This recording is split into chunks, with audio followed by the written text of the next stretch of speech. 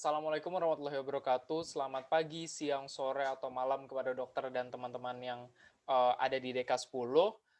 Yang saya hormati dokter dan tentu yang saya sayangi teman-teman semua. Pada kesempatan ini izinkan saya, Novanza Raihan, untuk memaparkan tentang materi yang pada harusnya dimasukkan ke dalam diskusi pemicu 3 untuk modul GCT 2021.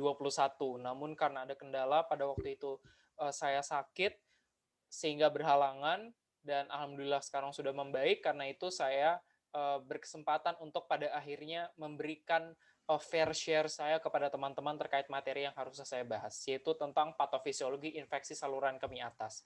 Untuk infeksi saluran kemih bawah sudah dibahas oleh Faradinda, kurang lebih sebenarnya sama walaupun ada beberapa perbedaan terkait infeksi pada bagian atas dan bagian bawah yang nanti akan saya jelaskan.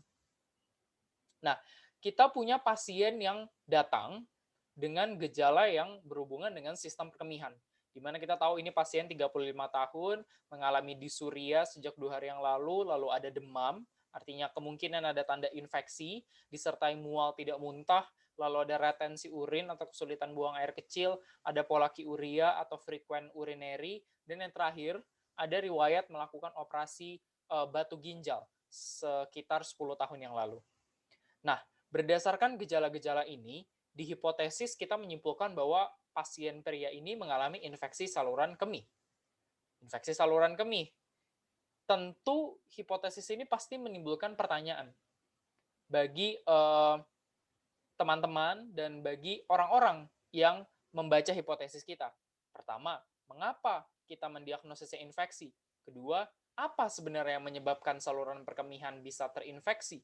Dan yang ketiga, apakah ada hubungan dari apa yang pasien keluhkan dari disuria sampai operasi batu ginjal ini dengan terjadinya infeksi saluran kemih itu sendiri? Karena itu, izinkan saya untuk membahas tentang infeksi saluran kemih dan patofisiologinya. Tapi terlebih dahulu kita cari tahu dulu. Infeksi saluran kemih sebenarnya sederhana. Segala macam bentuk infeksi yang terjadi pada saluran kemih atau sistem perkemihan dari manusia. Dan berdasarkan eh, etiologinya, berdasarkan uropatogennya dibagi dua. Ada yang community acquired atau yang didapatkan dari komunitas, ada yang hospital acquired atau didapatkan dari rumah sakit atau infeksi yang sifatnya complicated dari luar. Nah, untuk yang community acquired atau yang umum terjadi itu penyebab paling banyaknya sampai 80% itu Escherichia coli, dan begitu juga dengan infeksi untuk yang hospital walaupun diversitasnya lebih beragam dibandingkan yang community acquired. Nah, selanjutnya bisa dilihat juga selain berdasarkan community atau hospital acquired, ISK itu juga bisa dibagi berdasarkan apakah dia complicated atau uncomplicated. Nah, bagaimana cara membedakan dia complicated dengan uncomplicated? Bisa dilihat pada chart berikut ini. Jadi ketika kita mengetahui atau menduga ada suspek ISK, maka kita lakukan urografi ekskresi, dan jika urografinya normal, lalu tidak ada komorbid, dan tidak ada kerusakan pada ginjalnya, maka dapat disimpulkan bahwa dia mengalami ISK uncomplicated. Tapi ketika ternyata dia mengalami abnormalitas atau normal dengan pengecualian bahwa dia punya diabetes mellitus atau sickle cell disease atau penyalahgunaan obat-obatan analgesik dan penyalahgunaan obat-obat OINS, maka bisa dikatakan dia punya resiko kerusakan ginjal. Begitu juga dengan adanya abnormalitas seperti ada batu, obstruksi, atau reflux varicouretrik, di mana pasien kita memiliki salah satunya, itu batu. Nah, itu bisa diklasifikasikan sebagai ISK complicated. Sehingga patut diduga bahwa pasien yang datang kepada kita pada pemicu 3 itu mengalami ISK complicated.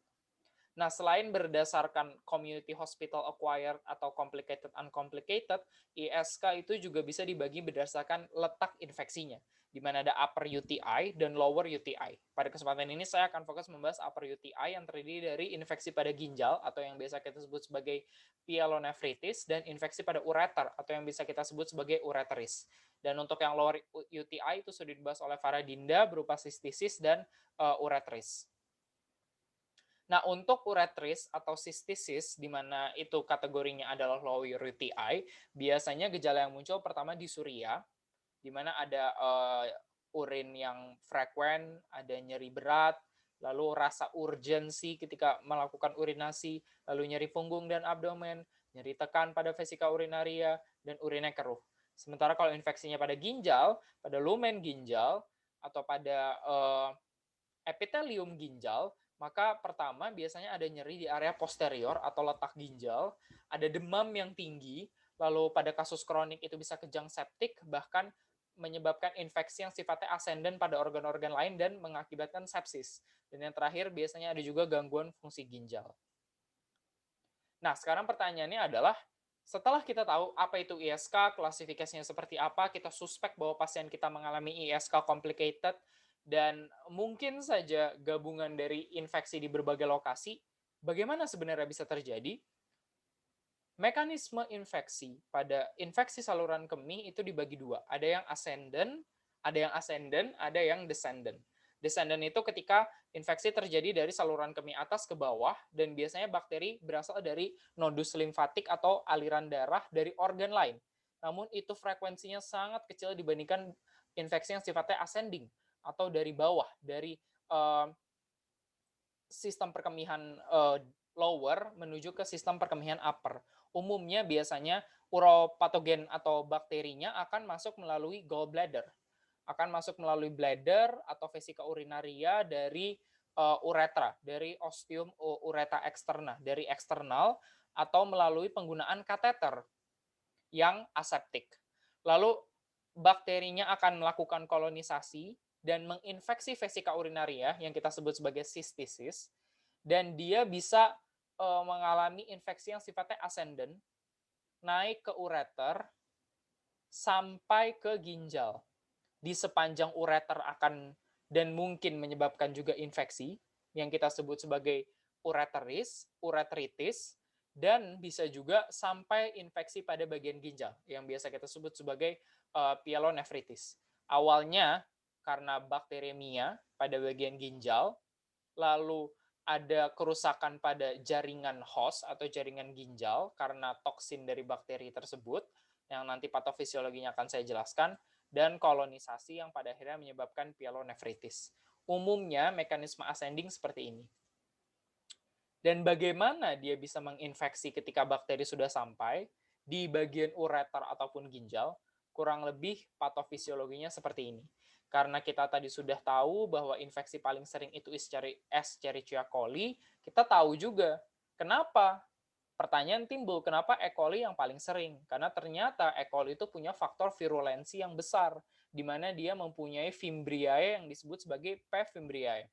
Nah, P. fimbriae ini punya adhesi khusus dengan sel-sel pada epitel ginjal, permukaan sel uroepitelial, baik di ureter maupun di ginjal, di mana P. fimbriae ini akan berikatan dengan lipopolisakarida, dan singkatnya lipopolisakarida ini akan mengaktifkan respon inflamasi akut. Jadi P. fimbriae E. coli, Fimbriae pada E. coli akan berikatan dengan polisakarida dari lumen sebuah sel, lalu polisakarida ini akan berikatan dengan CD14, reseptor CD14, dan mengaktifkan mekanisme TLR atau toll-like receptor, dan akibatnya toll-like receptor ini akan mengaktifasi nuklear faktor kappa beta. Nuklear faktor kappa beta ini merupakan salah satu pensignal untuk respon inflamasi akut. Sehingga ketika nuklear faktor kappa beta ini masuk ke dalam nukleus, dia akan mentranskripsikan sitokin dan kemokin, mengaktifkan interleukin 6 yang memicu terjadinya demam, makanya pasien kita ditemukan demam, lalu interleukin 8 yang mengaktifasi pemanggilan dan migrasi atau rekrutmen dari neutrofil, lalu TNF alpha yang meningkatkan permeabilitas vaskular dan inflamasi pada ginjal, dan pada akhirnya inflamasi bersamaan dengan aktivasi dari TGF beta dan prostaglandin menyebabkan terjadinya pembentukan scar atau jaringan fibrosis pada ginjal. Pembentukan jaringan fibrosis pada ginjal ini pada akhirnya menyebabkan kerusakan dan infeksi yang kita sebut sebagai pyelonefritis tersebut. Singkatnya seperti itu. Jadi dimediasi oleh faktor virulensi dari bakteri E. coli itu sendiri yang mempunyai Fimbriae yang bisa berikatan secara spesifik dengan lipopolisakarida dan mengaktifasi toll-like reseptor pada lumen ginjal maupun pada epitelium ginjal maupun epitelium ureter atau yang kita sebut sebagai uroepitel. Nah, selanjutnya setelah kita tahu infeksi pada ISK itu terjadi dengan mekanisme yang tadi sudah dijelaskan, infeksi yang pada akhirnya sudah terjadi, yang kita klasifikasikan tadi ada sistisis, lalu ada pyelonefritis, lalu ada urosepsis atau infeksi pada ureter, dan lain sebagainya, itu mempunyai gejala-gejala yang sifatnya berbeda, namun ada juga yang sama. Untuk sistisis, karena infeksinya terjadi langsung di vesika urinaria, tempat pengumpulan atau kolektif dari urin yang akan diekskresikan, maka gejalanya akan berhubungan langsung dengan disnormalitas atau abnormalitas dari pola urinasi seseorang. Dari mulai disuria atau nyeri ketika urinasi. Frekuensinya meningkat, ada rasa urgensi, ada nyeri suprapubik atau di bagian vesika urinaria berada, dan ada beberapa simptom unspecific lain. Nah, sementara itu untuk pyelonefritis umumnya infeksinya sama dengan sistisis, kecuali ketika kondisinya severe, di mana biasanya ada nausea and vomiting, atau muntah seperti yang ditemukan oleh pasien. Lalu kalau urosepsis atau infeksi pada ureter, temperaturnya di atas 38, lalu tingkat respiratorinya 20 napas per menit, dan lain sebagainya, yang juga ditemukan pada pasien. Sehingga melalui penjelasan tentang manifestasi klinis dari infeksi saluran kemih baik atas maupun bawah, bisa diduga, patut diduga dengan kuat bahwa pasien ini tidak hanya mengalami infeksi pada satu lokasi saja, tapi sudah ada infeksi di beberapa lebih dari satu lokasi, seperti mungkin saja mengalami sistisis dan pyelonefritis di saat yang bersamaan. Lalu terakhir, kita sampailah dengan kaitannya pada pemicu. Apa kaitannya dengan pemicu? Tadi pertama kita sudah tahu mekanisme infeksinya, kita sudah tahu klasifikasinya seperti apa, kita sudah tahu gejalanya yang muncul, manifestasi klinis yang muncul, dan tentunya membuat kita bisa menduga bahwa pasien ini mengalami ISK dengan berbagai letak lokasi, tapi ada satu yang belum terbahas dan jadi salah satu faktor risiko utama, yaitu kidney stone atau batu ginjal. Di mana batu ginjal yang di-remove oleh pasien melalui operasi 10 tahun yang lalu, itu membuat pasien mengalami atau mempunyai resiko yang lebih tinggi untuk mengalami pembentukan batu ginjal lagi pasca operasi. Jika memang batu ginjal tersebut terbentuk karena mekanisme metabolik yang memang pasien itu punya sendiri.